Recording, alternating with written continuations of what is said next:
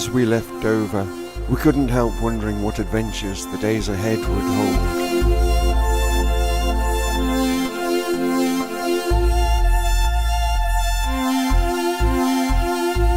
On our way to the first Airbnb, as you can see, the roads, hardly anything there. Long journey after getting off that ferry. Yeah, no, best part of 4 hours.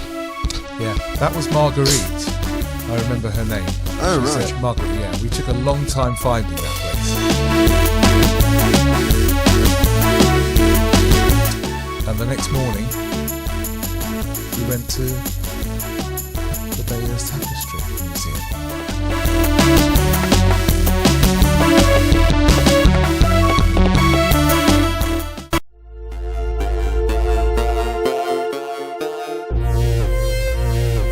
It lasts about an hour, but you don't feel as though it's drawing out.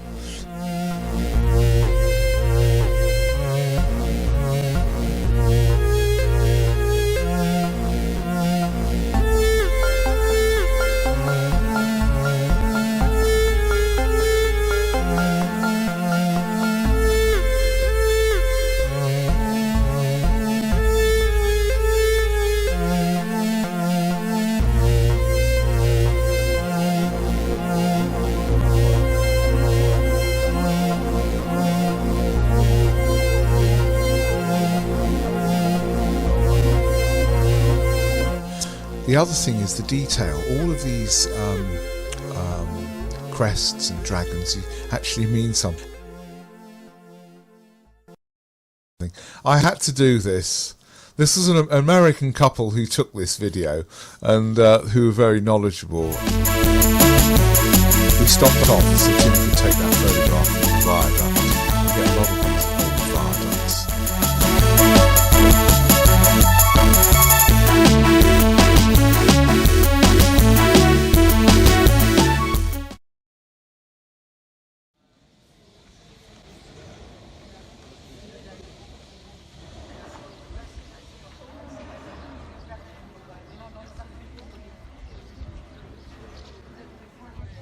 Today is the 2nd of June. 2nd of June, it's now about 3:15. We're at Fontevraud Abbey. Richard the Lionheart, King of England, 1189 to 1199, is buried over there in Fontevraud Abbey. I'll come round to it. His mother, Eleanor of Aquitaine, is also buried, along with her husband, Henry II. She was the founder of this beautiful abbey where the 2 kings of England are buried. We're just going to swing round now and you're going to see Fontevraud Abbey. Interesting, foundation stone 1204. So it wasn't for another 100 years that the body of Richard I was put here. Eleanor of Aquitaine died in 1204, aged 86, which was a fantastic age for the Middle Ages, part of the Plantagenet dynasty. There it is.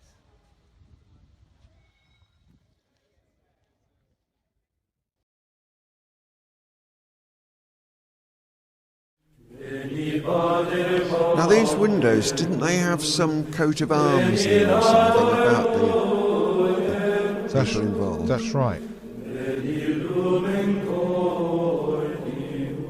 People don't realise that the actual Queen Isabella, is not married to Richard the Lionheart. She was married to King John.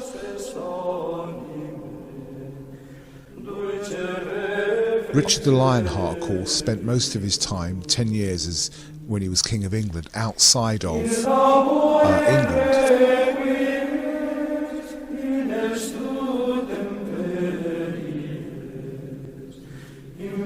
These are fantastic.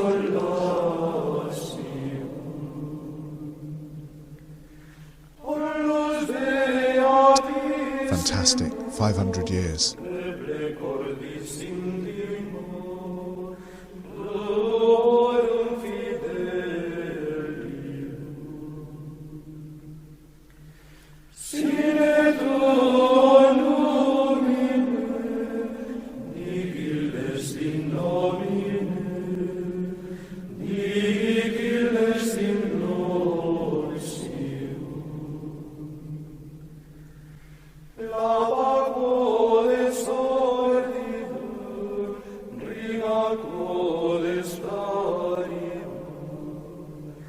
this is actually what was the kitchen. You gave it a nickname, didn't you? The Pineapple. And there's a nice chap there. All of this comes from the Norman conquest, so the connection with Winchester Cathedral, with Fontevraud, is basically the Norman conquest, and all of this Norman architecture, as was Winchester Cathedral, as was Durham, Lincoln, all built by the Normans.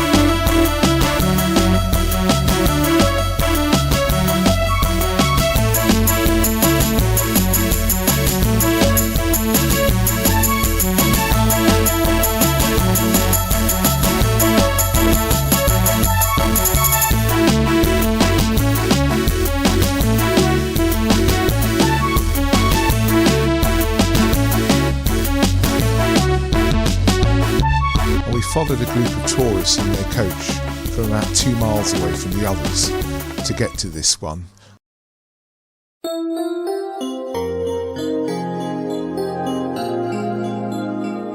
And this was very much on our route anyway, wasn't it? Yeah, the problem was everything on a Saturday was closed. Here we have the images of the stalactites and stalagmites, the limestone caves, and you get these crystalline forms on the roofs. So Tim did a good job actually. It's very difficult to get focus when you have low light levels.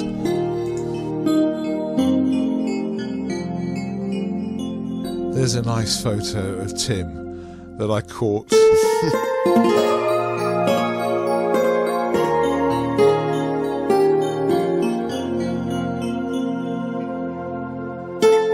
That one, I think she said that was called Excalibur, because it was part of the old protection stuff that ended up looking like a sword, and a stalagmite was forming around it.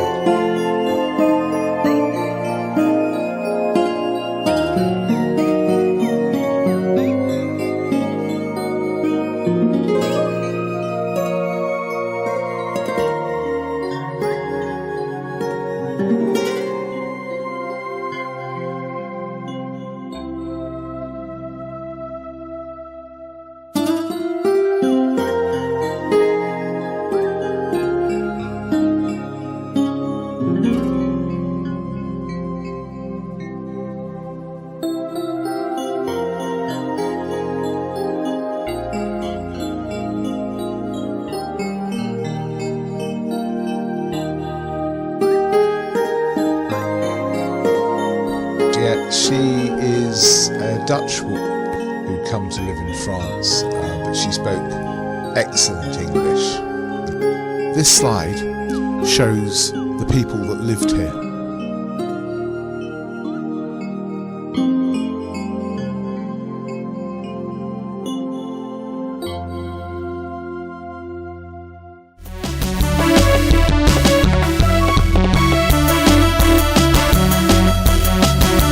Family that we stayed at in Rodez, really nice family. So we stayed at the place downstairs. Baz and I had been discussing a possible trip, maybe to Devon or Cornwall, but when I discovered earlier this year that last October one of the most renowned artists who I admired, Pierre Soulages, had died, I looked into the possibility of having a trip to France so that I could visit the museum in Rodez that had been set up several years ago in his honour, a museum which described him, his life, what he believed, and had a large number of his paintings, sculptures, lithographs and other artwork from throughout his life. So we planned it as a trip for Baz to see some of the places he wanted to see, which I was also interested in, and finishing up in Rodez so that I could visit the Pierre Soulages Museum and Art Gallery. He is a contemporary abstract artist. His art has been categorized as abstract expressionism. Such art is not to everyone's liking or understanding, but unlike many abstract expressionists, his art and his fascination with light coming out of darkness has an extra quality that I can only call spirituality.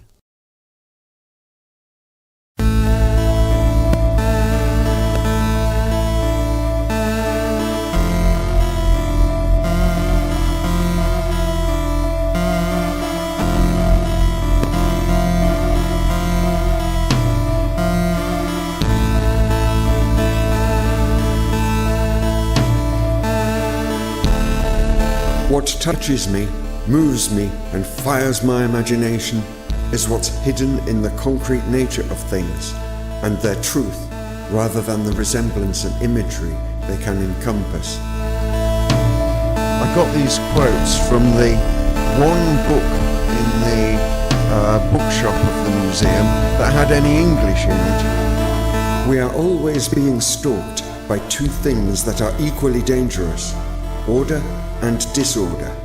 Order can be sterile, disorder productive, and vice versa. He was a contemporary of Mark Rothko and Jackson Pollock.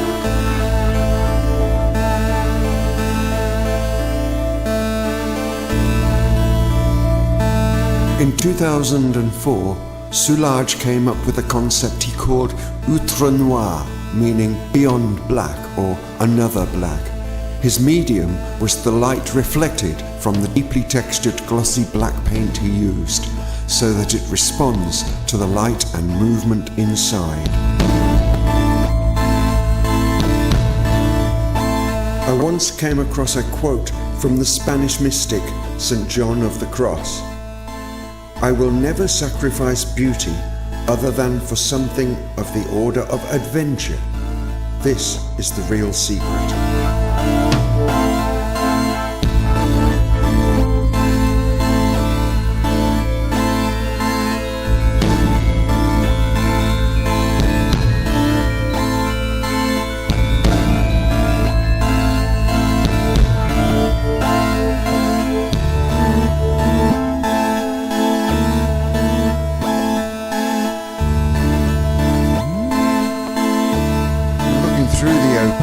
See multiple reflections of the opening and you looking through it.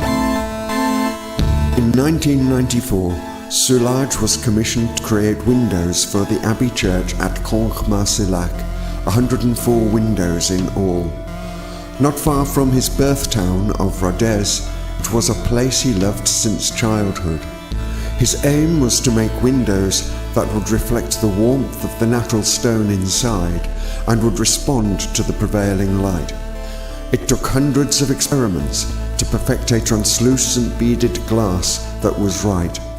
The leading of the windows was equally important. The gentle curves harmonize with the interior spaces and from the outside reflect the gentle rolling hills of the landscape.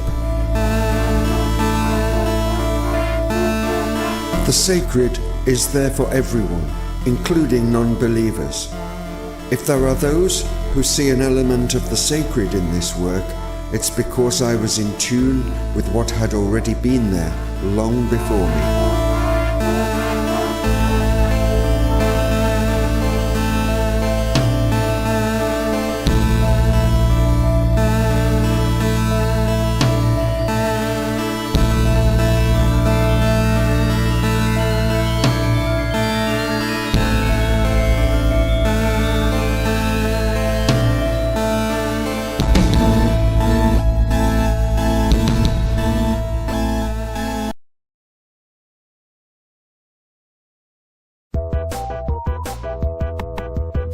As was promised to take me to this lovely restaurant he's discovered, and so we're just making our way there now, and it's just around the corner here apparently, so let's see where it is. Just round here. They did great gates.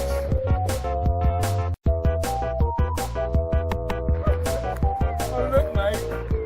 Oh look. Did I tell you? This is not funny. This is not funny.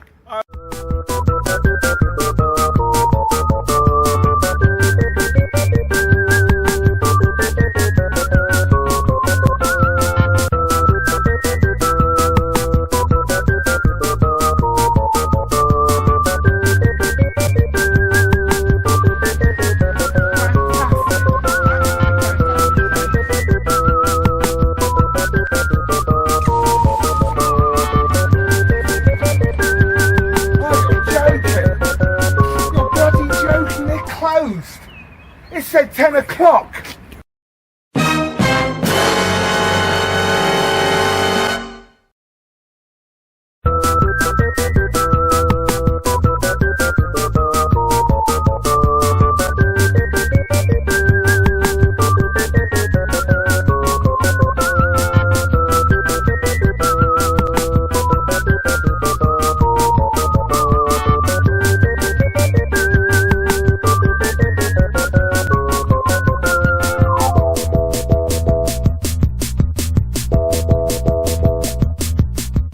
So Monday we were driving down to Montpellier to spend the day at the beach.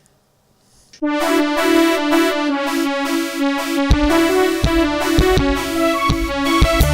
this was when you went to the marina instead of I'm just being doing on the beach. just doing some research on how much it costs to put a yacht up in the marina and what the procedure is.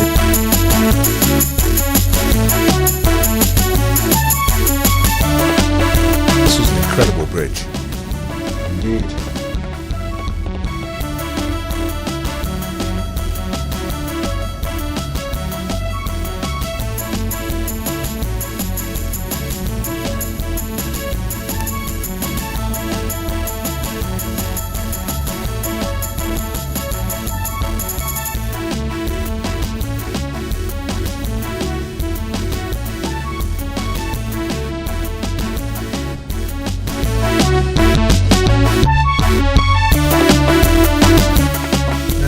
This drive took about 14 and a half hours, and the real pain was there, Paris, driving around the ring road.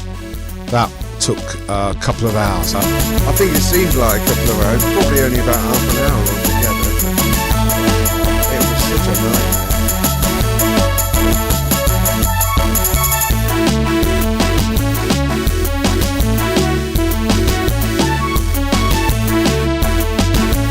I did insist, but he didn't take much stopping. Well, why not?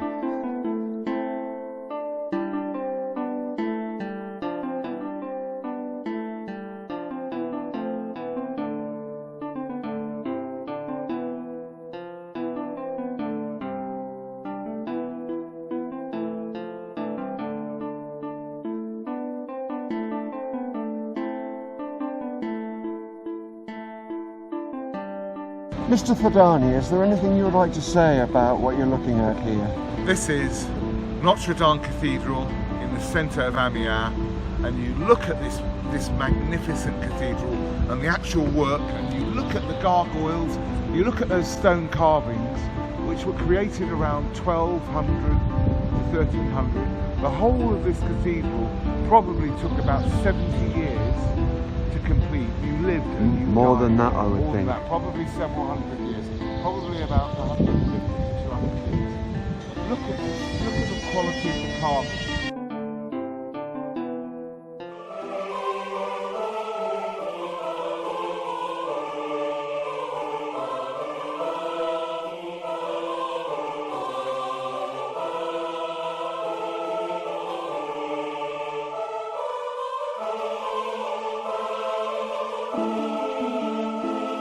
Yeah, it was far more worth visiting here than the actual cathedral in Rodez, which was a bit of a drab letdown, wasn't it? Yeah. This cathedral, I think we spent at least 2 hours inside. We spent weeks here. We had a chat with. There was a group of 3 quite elderly visitors, weren't there? Yeah. And we had a nice chat with those. The slits towards the left, they could fire arrows out.